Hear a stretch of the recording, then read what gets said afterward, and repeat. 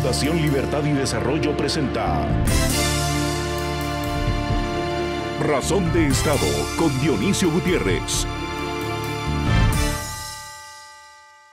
Este planeta, al que llamamos Tierra, aunque esté un 70% cubierto de agua, está manifestando síntomas a los que debemos poner más atención. Los últimos estudios serios mostraron un creciente consenso sobre el hecho de que somos los humanos quienes más dañamos el medio ambiente y quienes más podemos hacer para rescatarlo. Es cierto que existen ciclos y que posiblemente venga un cambio de era, como otros que ya pasaron hace millones de años, pero también es muy cierto que hay demasiados cochinos en el mundo y que ciertas actividades económicas contaminan más de la cuenta. El lugar donde vivimos, nuestra casa en el universo, está dando señales de protesta, deterioro y agotamiento. Las temperaturas en algunas geografías empiezan a ser peligrosas para la vida humana. Ciudades empiezan a quedar bajo de agua. Ríos se secan en unas geografías y se desbordan en otras.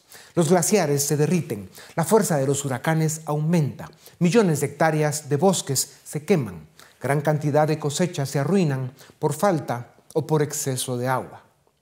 El manejo de la basura, la forma en que contaminamos mares, lagos y ríos, el poco respeto que tenemos por nuestros bosques y la forma en que desperdiciamos recursos no ayuda. En el último siglo se extinguieron más de 200 especies y según los científicos en los próximos años podrían desaparecer el oso polar, el oso panda, el elefante, la ballena, el chimpancé y otros, cuando en todo caso los que debieran desaparecer son los politiqueros que roban esperanza, futuro y libertad a la gente. El ser humano es una criatura maravillosa e inteligente, pero hay demasiados brutos y canallas que destruyen por deporte y corrompen con impunidad. Es cierto que hay intereses económicos grandes y que la ecuación económica necesita equilibrio, pero también es cierto que se deben conciliar los intereses políticos, que son de corto plazo, con el desarrollo económico, que solo puede ser de largo alcance por su diseño y por el costo de ejecución.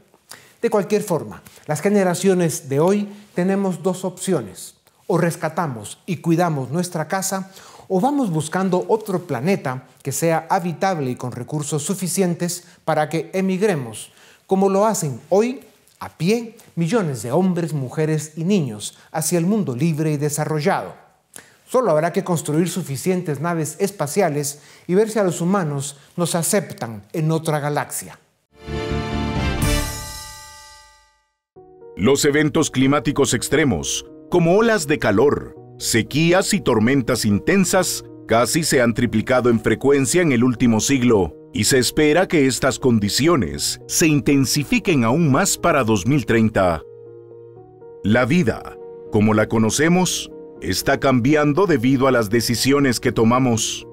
En lo que respecta al clima, los seres humanos hemos alterado el ciclo del carbono y del agua, lo que ha provocado un aumento alarmante en las temperaturas. En un mundo que se transforma rápidamente, el cambio climático aparece como una de las principales amenazas que definirán nuestro porvenir. De acuerdo con estudios recientes, aproximadamente el 80% del uso humano del agua se destina a la agricultura, un sector profundamente impactado por el cambio climático.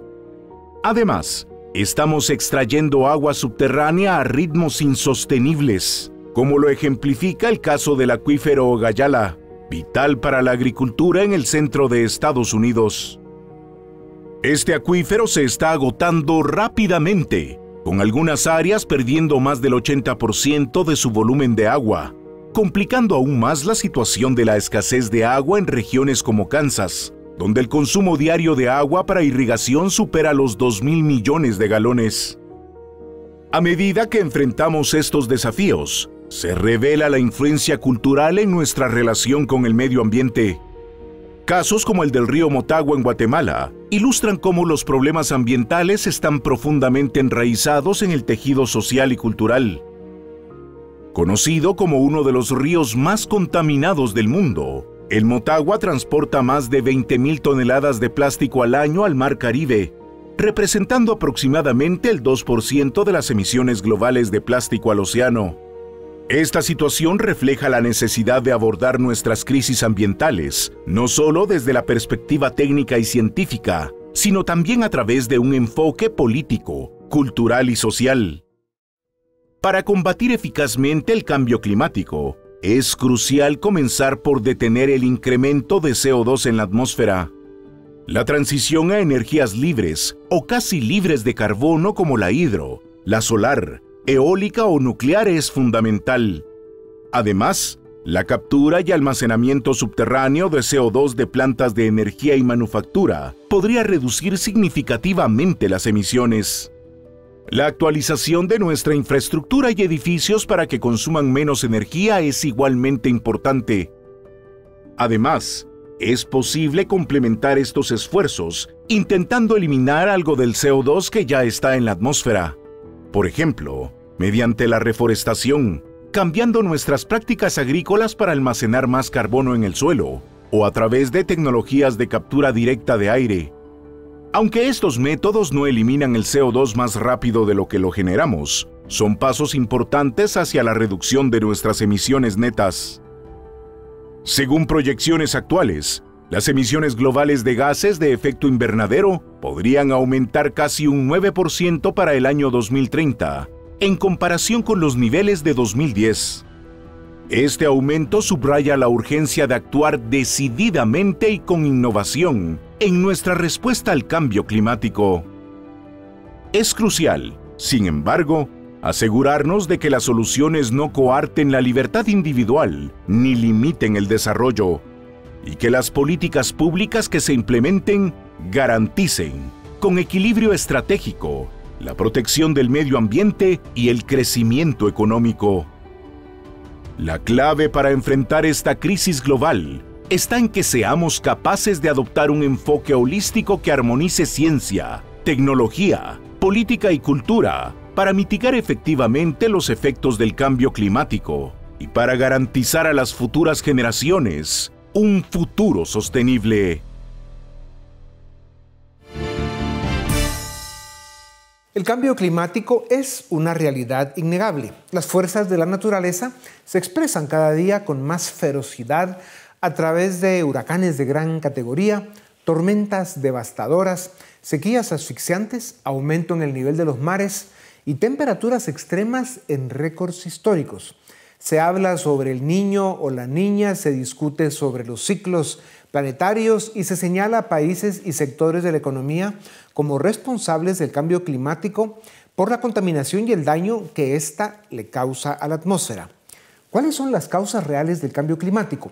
¿Por qué su discusión se convirtió en tema central de agendas ideológicas? Para conversar sobre una de las 4 o 5 amenazas más graves que enfrenta la especie humana, tengo el gusto de presentarles a Alex Guerra, director general del Instituto Privado de Investigación sobre Cambio Climático. Es doctor en Geografía y Medio Ambiente y tiene una maestría en Ciencias Políticas Públicas y Manejo del Agua por la Universidad de Oxford en el Reino Unido. Doctor Guerra, bienvenido a Razón de Estado. Definamos el marco de esta conversación. ¿El cambio climático es un ciclo, es causado por el hombre o es una combinación de los dos? En estos momentos y luego de décadas de investigación muy rigurosa, ya se sabe que sí es un problema causado por el humano. Y tal vez el problema no es que cambie el clima, porque la verdad es que nunca ha sido estable en el planeta, siempre ha habido cambio climático.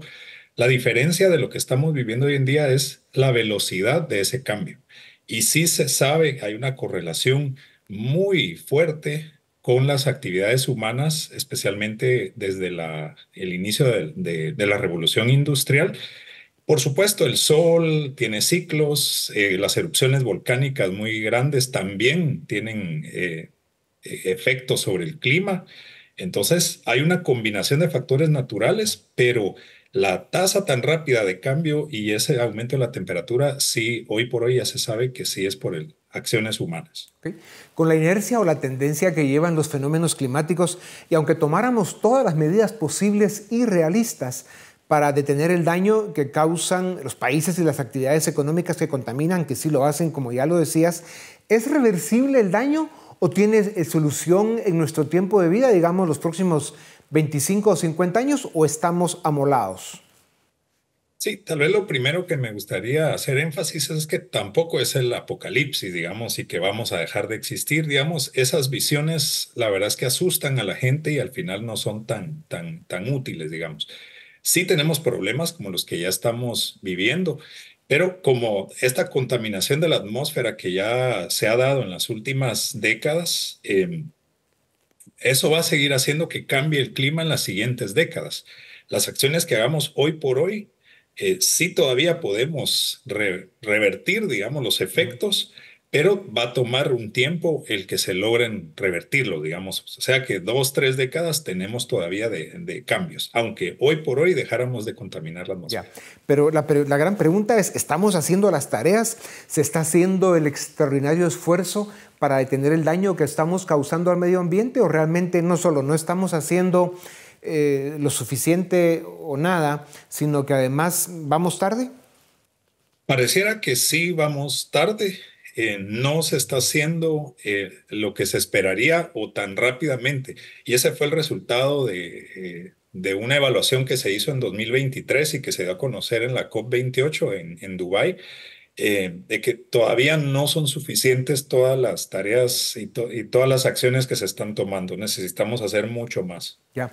Aunque algunas investigaciones señalan que el cambio climático podría disminuir hasta un 40% la humedad del suelo en zonas agrícolas fundamentales como Perú, Chile, Argentina y México. ¿Cuáles son las consecuencias de esto para la seguridad alimentaria en la región latinoamericana y qué deben hacer los países para adaptarse? Sí, es precisamente a través del agua que podemos tener los mayores impactos por el cambio climático. Y bueno, América Latina es muy extensa, ¿verdad? Entonces no se esperan los mismos efectos en todo el continente. En la región centroamericana, Caribe y el norte de Sudamérica sí se esperan condiciones de más sequía, digamos, o sea, de menos lluvias. Y esto con una temperatura más alta significa que sí va a haber una presión más fuerte sobre los bosques, la agricultura. En el sur de Sudamérica, pues hay unas áreas en donde se espera que haya mayor humedad. Entonces, digamos, hay efectos diferentes, depende de dónde estemos. Pero para adaptarnos, sí, la gestión del agua, y ahora que tenemos el Día Mundial del Agua ya a un par de días, se vuelve crítica, ¿verdad? Ya. Manejar el agua, almacenarla en el suelo, en reservorios de distintos tamaños, aplicarla eficientemente y no depender, que la agricultura no dependa de la lluvia. Ya. Esa creo que es la clave. Ya. Doctor, la agricultura es un eje central en la economía de América Latina, pero además de los políticos mamarrachos que tenemos, la región enfrenta mal manejo de agua, deforestación y otros desafíos. Ya mencionabas algo. ¿Es posible corregir estos problemas sin comprometer el sustento de los millones de seres humanos que dependen de la agricultura?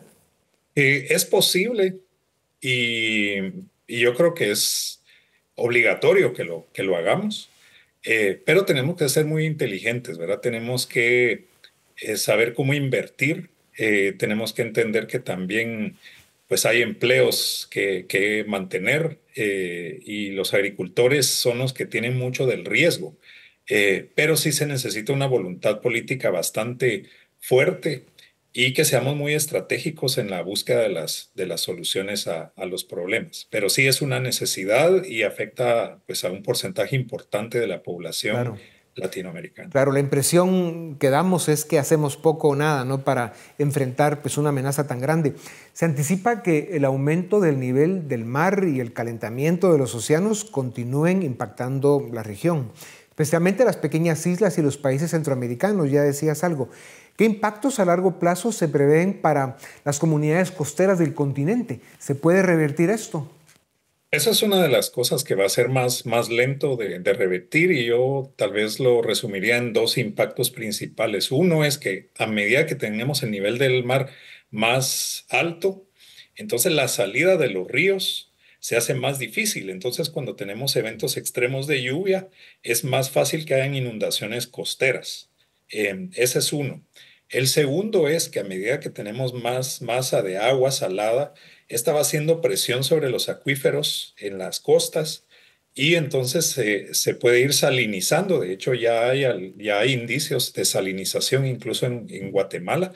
Y entonces esos pozos de toda la región costera eh, pues se vuelven inutilizables, especialmente para riego e incluso para consumo humano. Ya. América Latina tiene recursos naturales esenciales para la transición energética mundial, como el litio y el cobre, además de una importante biodiversidad. ¿Qué potencial tiene la región para impulsar el desarrollo económico y a la vez contribuir a los objetivos globales de mitigación del cambio climático? Sí, precisamente me encuentro en un simposio discutiendo con expertos de varios países, hay algunos latinoamericanos, y justo se hablaba ayer de que América Latina es una de las regiones que ya tiene una matriz energética renovable, en algunos países incluso 99%. Guatemala vamos por 65% de la matriz eléctrica, perdón, no toda la energética. Pero aún así estamos aprovechando solo el 22% del potencial que se tiene en el continente. Entonces ahí realmente podríamos ser potencia mundial en cuanto a energía renovable, y por otro lado nuestros ecosistemas son almacenes importantes de carbono. Detener esa deforestación es la acción número uno que deberíamos de tener, y recuperar todos esos ecosistemas también van a ser parte importante de la solución. Ya, claro, eso representa desafíos extraordinarios. Doctor Guerra, continuando con nuestra conversación, los riesgos asociados con sequías, olas de calor y ciclones tropicales han ocasionado la pérdida de cientos de vidas, además de provocar graves daños a la vivienda, la producción agrícola y la infraestructura. Se proyecta que estos eventos serán más frecuentes e intensos en el futuro. ¿Qué podemos hacer para minimizar la vulnerabilidad y el impacto en las comunidades expuestas a estos fenómenos? Sí, pues ahí las tareas son grandísimas, ¿verdad? Y todo lo que le llamamos gestión de riesgo, de desastre, se vuelve fundamental. Desde en dónde habita la gente, en dónde están los cultivos, digamos, si están expuestos a zonas de sequía, a zonas de inundación, digamos, eso es algo básico. Pero luego hay toda una gama de actividades que están bajo la sombría de lo que llamamos adaptación al cambio climático. Por ejemplo, el tener seguros agrícolas juega un papel importante, el que se organicen los productores, ¿verdad? El que tengan acceso a información para saber cuándo sembrar, detectar las plagas a tiempo. Si pasa algún desastre, tener mecanismos de recuperarse más rápido. Entonces, digamos, hay toda una serie de acciones que nos pueden ayudar a minimizar todos estos impactos o a recuperarnos más rápido. Claro. Doctor Guerra, otro fenómeno es la migración climática. Son millones de familias las que están abandonando su casa, su comunidad, cruzando países y continentes por las amenazas y las consecuencias de fenómenos climáticos. Se habla de proyecciones climáticas que en los próximos años podrían provocar la migración de cientos de millones de personas a causa de los golpes que la naturaleza nos está dando. ¿Se puede detener el deterioro climático o nos debemos preparar para recibir a los migrantes que serán víctimas de la naturaleza? Bueno, el tema de mucha discusión en años recientes, y la verdad es que los números tienen mucha incertidumbre porque las estadísticas de migración no son tan buenas, pero sí se sabe que cuando hay alguna catástrofe, la gente pierde su casa, pierde sus cultivos, sobre todo si ya estaba endeudada, digamos, para poder tener cultivos, entonces no tiene otra opción que migrar. La migración no solo se da hacia, digamos, internacionalmente, especialmente hacia Estados Unidos, sino que también hay migración interna. Entonces hay del área rural hacia las cabeceras o hacia las capitales del país. Y entonces sí se sabe que cada vez más están dándose más de estas situaciones de desastre, y entonces eso va a seguir siendo un factor más. No es el principal todavía, digamos, la migración es multicausal, pero sí está ganando importancia, digamos, los eventos climáticos dentro de las migraciones. Ya. ¿Puede hacer algo el mundo desarrollado? Ya estamos tarde de todas formas, porque además del daño que hacemos los humanos, pues también hay algo de un ciclo. ¿Cuál es la solución a esto? Brevemente, que nos queda poco tiempo. Sí, bueno, de hecho, bajo el Acuerdo de París, los países desarrollados, que son los que han causado en gran medida esta problemática, están obligados a hacer algo en sus países y apoyarnos a nosotros con transferencia de tecnología, financiamiento. Y pues hay mucha discusión sobre cómo hacerlo, ¿verdad? Ver cómo usar la tecnología para ser más eficiente, nuevas fuentes de energía eléctrica, por ejemplo, eh, y cómo ir saliendo de los combustibles fósiles, aunque eso no se puede hacer de un momento al otro. Entonces hay una serie de acciones que se están evaluando y sobre todo que se está viendo su viabilidad económica y la verdad es que ya es una necesidad y lo tienen que hacer, pero también nos tienen que apoyar a nosotros, ¿verdad? Ya. Que somos los que más impactos Ya. tenemos. Para terminar, doctor, con los 2,5 grados centígrados que ha subido la temperatura del planeta respecto a la era preindustrial, se proyecta que la tendencia hará inhabitables vastas regiones del planeta. Si sumamos a esto la subida de los mares y lo que están haciendo las tormentas y los huracanes, ¿qué tipo de planeta podemos visualizar dentro de 200 o 300 años? En tanto tiempo es difícil decirlo, pero sí uno en donde para empezar va a haber mucho más calor y si del año pasado a este hemos sentido que no aguantamos estar en ciudades como la ciudad de Guatemala, por ejemplo, eso en el futuro se va a rebasar mucho más y esos extremos en el clima también más marcados, entonces más pérdidas, más incertidumbre. Y si no lo manejamos de manera adecuada, también más conflictos, ¿verdad? Y entonces más tensión en la población. Entonces, por eso es que vamos a estar obligados a cooperar y acelerar todas las soluciones. Al final, ya sea un ciclo, el hombre o el destino, está claro que la especie humana enfrenta una amenaza existencial con el cambio climático. Además de hacer todos los esfuerzos posibles para revertir el daño al ambiente, la agenda del futuro del planeta tendrá como tema central sobrevivir y reinventarnos, y habrá que hacerlo con ánimo y esperanza. Doctor Guerra, muchas gracias por tu tiempo, nos dejas pensando. A ustedes también gracias por acompañarnos una vez más. Esto es Razón de Estado.